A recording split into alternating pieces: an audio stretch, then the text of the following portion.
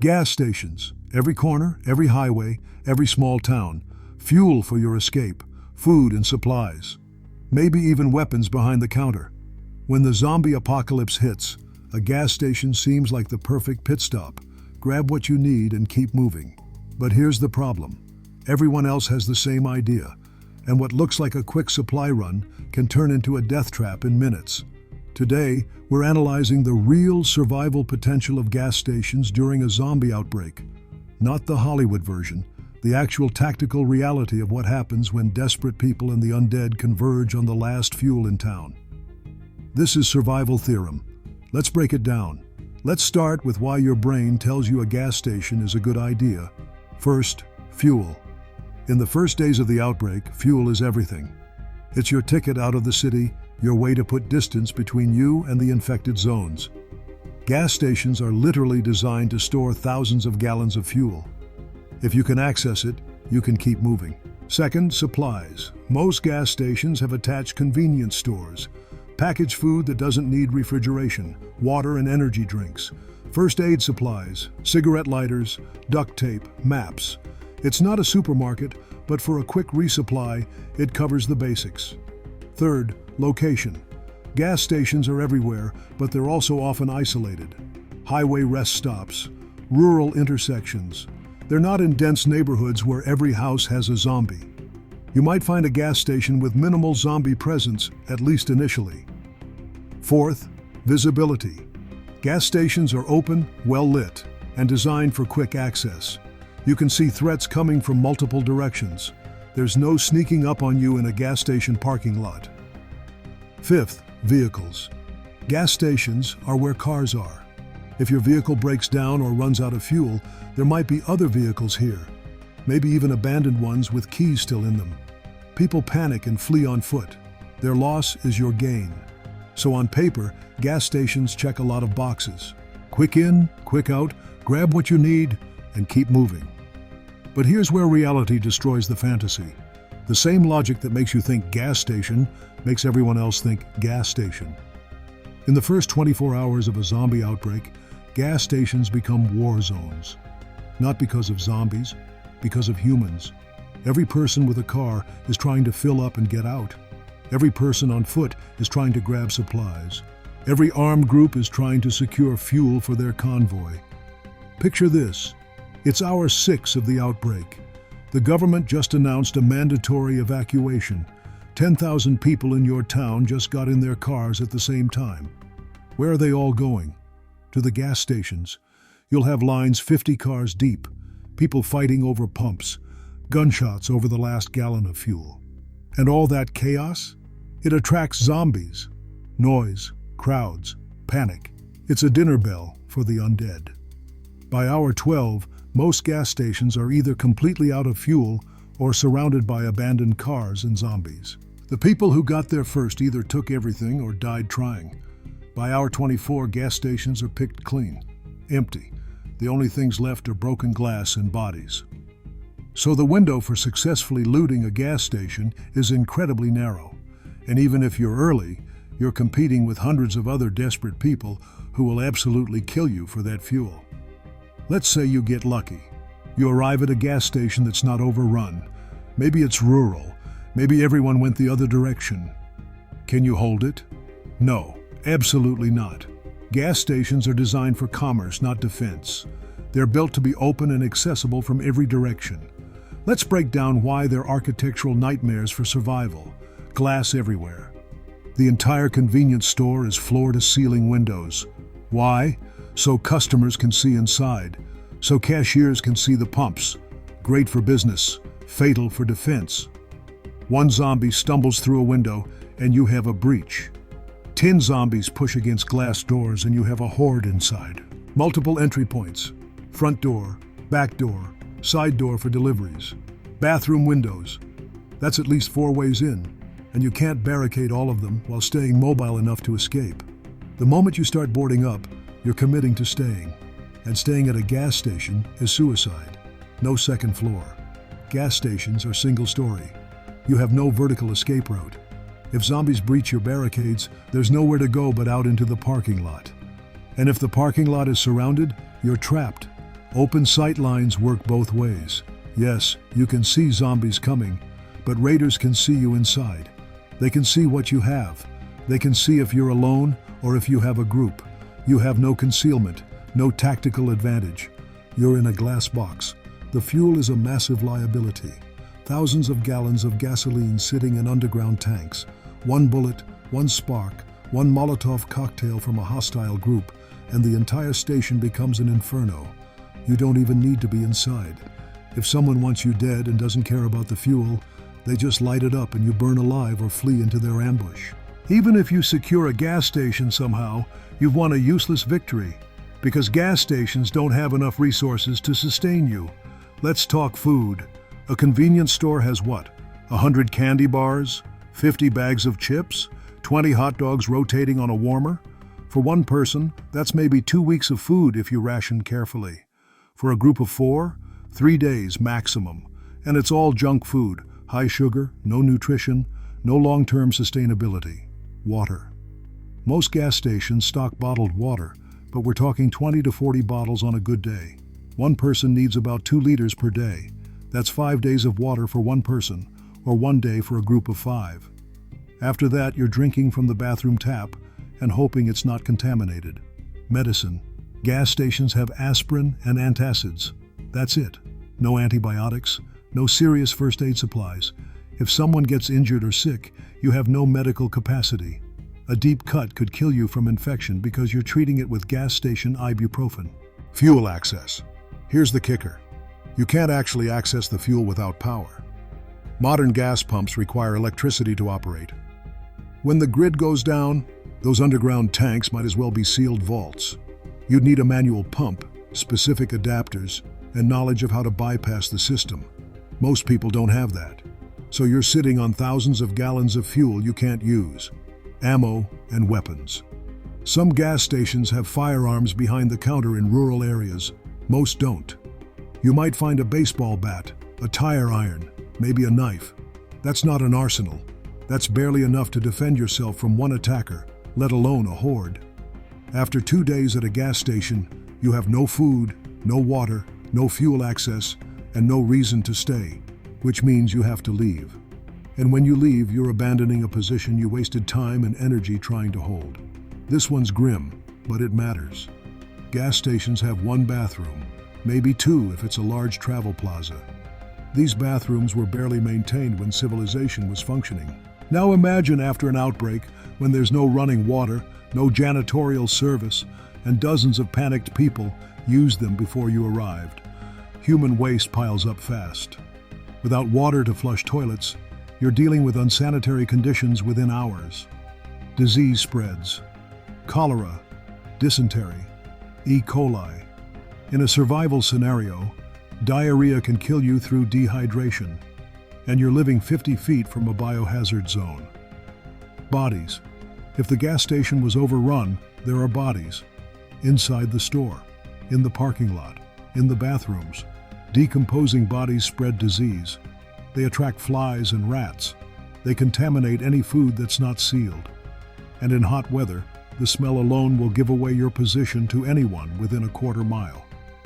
Fuel contamination. Gasoline spills are common at gas stations.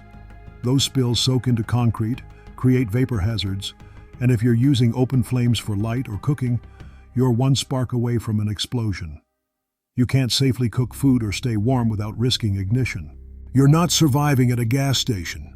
You're slowly poisoning yourself in a toxic environment while waiting for something to kill you. Let's map out the realistic timeline for gas station survival. Hour 1, you arrive. The station might still have fuel, or it might not. You fill up your vehicle if possible. You loot the convenience store, grab all the water, non-perishable food, lighters, duct tape, maps, anything useful. This takes 30 minutes. You're in and out. This is the only correct use of a gas station. Hour 6. If you're still here, you're making a mistake. The fuel is probably gone. Other people are arriving. Tensions are rising. You need to leave now. Hour 24. The station is a war zone. Gangs are fighting over scraps. Zombies are converging on the noise. If you're still here, You're either dead or about to be. There's nothing left worth having. Day 2 to 3. The station is picked clean. Bodies everywhere. Anyone still here is either trapped, insane, or waiting to ambush survivors. Zombies patrol the area because the smell of death lingers. This location is now a grave. Day 7 plus. The gas station is a landmark for the dead zone. Burnt out cars, shattered glass, a beacon of failure. No survivor in their right mind would come here. The maximum survivable time at a gas station is approximately 24-48 hours, and that's only if you arrive before the rush, you're alone, and you're using it as a temporary shelter before moving on. If you try to stay longer, you will die, either from lack of resources, from hostile survivors, or from the growing zombie presence drawn to what was once a high-traffic area. Here's what people don't understand about gas stations in an apocalypse. Zombies are predictable. Humans are not. Zombies want to bite you. That's it. You can see them coming. You can avoid them. You know what they'll do. Humans want what you have, and they'll do anything to get it. Let's talk about what actually happens at gas stations. Armed gangs roll up in trucks. They see you inside. They have more people and more guns. They don't ask politely. They either demand you hand over everything or they just shoot you and take it. You can't reason with people who've decided that your life is worth less than 10 gallons of gas. Desperate families arrive. A father with a sick child who needs medicine. You tell him you don't have any. He doesn't believe you. He pulls a gun because his child is dying and you look healthy, and he's sure you're lying. Now you have to kill a desperate father or die yourself. There's no good option. Looters set fires. Maybe on purpose to cover their escape. Maybe by accident because someone knocked over a lantern. Either way, the station goes up in flames and everyone inside burns. This happened in real disasters. It'll happen in an outbreak. Bandits use gas stations as ambush points. They know survivors will come looking for fuel. They hide, wait for you to start filling up, then rob or kill you while you're distracted. The gas station becomes bait in a trap. The worst part? You can't tell who's dangerous until it's too late. That unarmed person begging for help might be a scout for a larger group. That friendly guy offering to trade might be sizing you up for an attack. At a gas station, everyone is a potential threat, and you're outnumbered, outgunned, and exposed. So what do you do with gas stations in a zombie apocalypse? Strategy. Hit and run. Never stay. If you're lucky enough to arrive at a gas station in the first few hours of the outbreak, here's your play. Move fast. Pull up, engine running. One person stays in the driver's seat, ready to flee. Everyone else moves quickly. Prioritize fuel. Fill your vehicle first. If there's no fuel, leave immediately. Don't waste time looting if you can't drive away. Grab essentials only. Water bottles, lighters, duct tape. Canned goods if they have them. Forget the candy bars. You're not shopping. You're scavenging under time pressure. Stay visible. Don't go into back rooms or bathrooms. Those are ambush zones. Keep sight lines clear. If you can see the whole station, you can see threats. Leave before others arrive. The moment you see another vehicle approaching, you leave. You don't know if they're friendly. You don't gamble. You go. Total time on site, 15 minutes maximum. 30 if you're being extremely cautious. That's it. What you never do, barricade yourself inside. Sleep overnight. Assume you're safe. Try to defend the station. Store supplies there for later. Any of these decisions will get you killed. Gas stations are pit stops, not destinations. Treat them like hostile territory, even when they're empty, because in 6 hours, they won't be empty anymore. How does a gas station compare to other survival locations? Versus a house. A house is infinitely better. Lockable doors, second floor, fewer entry points, residential area with lower foot traffic. The house wins. Versus a store, depends on the store. A big box store like Costco or a hardware store, way better than a gas station. More supplies, more fortification potential. A convenience store attached to a gas station? Same problems as the gas station. The bigger store wins. Versus a mall. Malls have the same problems as gas stations. Too many people, too many entry points, glass everywhere. But at least malls have multiple stores and vertical levels. The mall is marginally better, but still terrible. Neither is a good choice. Versus a vehicle. Your vehicle is better than a gas station. You're mobile. You're not trapped. You can leave danger immediately. Always stay in your vehicle unless you absolutely must exit. The vehicle wins. Versus wilderness. In the wilderness, you have no supplies, but you also have no zombie density and no human threats. For long-term survival, wilderness beats gas station every single time. The wilderness wins. Gas stations rank near the bottom of survival locations. They're only useful as brief stops during evacuation. They are never long-term solutions. Are gas stations safe in a zombie apocalypse? No. Final survival rating, 2 out of 10. Here's why they get a 2 instead of a 0. In the first few hours of an outbreak, before panic fully sets in, a gas station can save your life if you use it correctly. Fuel in your tank can mean the difference between escaping the city or dying in gridlock. Supplies can extend your survival by days. That narrow window of usefulness keeps it from being completely worthless. But that window closes fast. By the end of day 1, gas stations transform from potential resources into death traps. The combination of human desperation, zombie attraction to noise and crowds, complete lack of defensibility, and rapid resource depletion makes them unsustainable. If you try to stay at a gas station beyond 24 hours, your survival odds plummet to near zero. You will either die from violence, starvation, disease, or fire. There is no fourth day at a gas station. There's barely a second day. The survivors who make it aren't the ones who hole up at gas stations.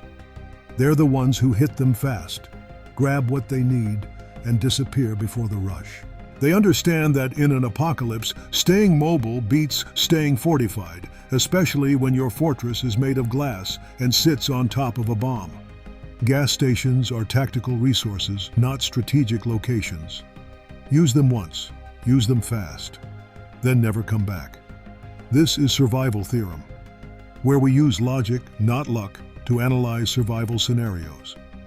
If you want to know which locations actually give you a fighting chance, subscribe. We're breaking down a new location every day. Tomorrow we're analyzing whether melee weapons can actually keep you alive when ammunition runs out. Hit subscribe, hit the bell, and remember, in the apocalypse, the worst place to be is anywhere everyone else is thinking of going, and everyone thinks of gas stations. Thanks for watching. Stay smart, stay mobile, and stay alive.